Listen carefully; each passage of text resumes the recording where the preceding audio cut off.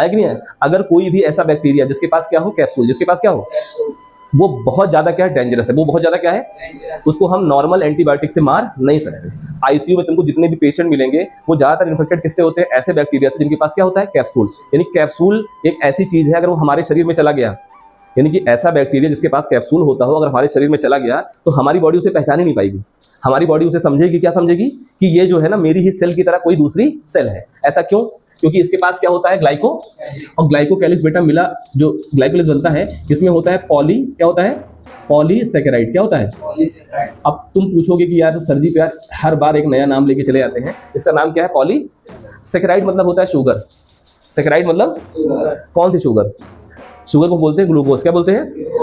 जो शुगर की सबसे छोटी फॉर्म है, चीनी की सबसे छोटी फॉर्म है, आलू की सबसे छोटी फॉर्म है, चावल की सबसे छोटी फॉर्म है, उसे हम क्या बोलेंगे, क्या बोलेंगे, ग्लूकोज। क्या बोलेंगे, क्या बोलेंगे, या तो ग्लूकोज बोलेंगे या तो क्या बोलेंगे, फ्रक्टोज। क्या बोलेंगे?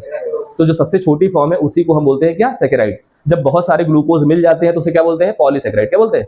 पॉली मतलब बहुत ज्यादा और सैकेराइड मतलब शुगर। शुगर की सबसे छोटी फॉर्म क्या है, ग्लूकोज और फ्रक्टोज। आएगा नहीं है?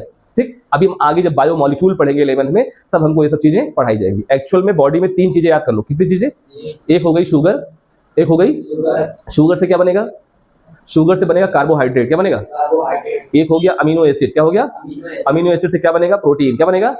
और फैटी एसिड और अल्कोहल से, किससे, फैटी एसिड और से बनेगा लिपिड। क्या बनेगा? सरल है, कठिन है?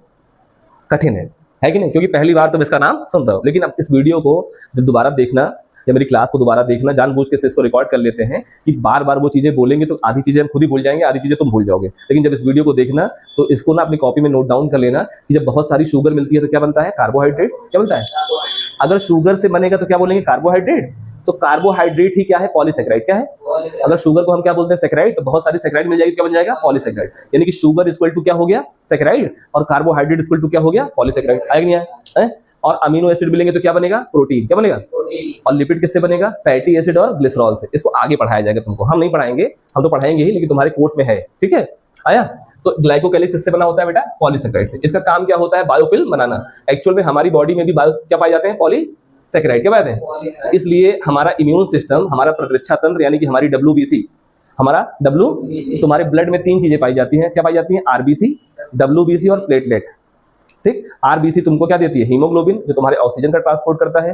डब्ल्यूबीसी तुमको क्या करती है, तुम्हारे शरीर में जो बाहर से बैक्टीरिया आते हैं, यानी कि प्रोकैरियोट्स आते हैं, इनको मार देती है। इनको लेकिन मारने के लिए पहचानना पड़ेगा ना। अगर मान लो इसने अपने ऊपर क्या डाल लिया, ग्लाइकोकैलिक्स, तो हमारा बॉडी इसे पहचान नहीं पाएगा और इसे मार नहीं पाएगा, और ये बैक्टीरिया क्या बना लेगा, बायोफिल्म। आया कि नहीं आया?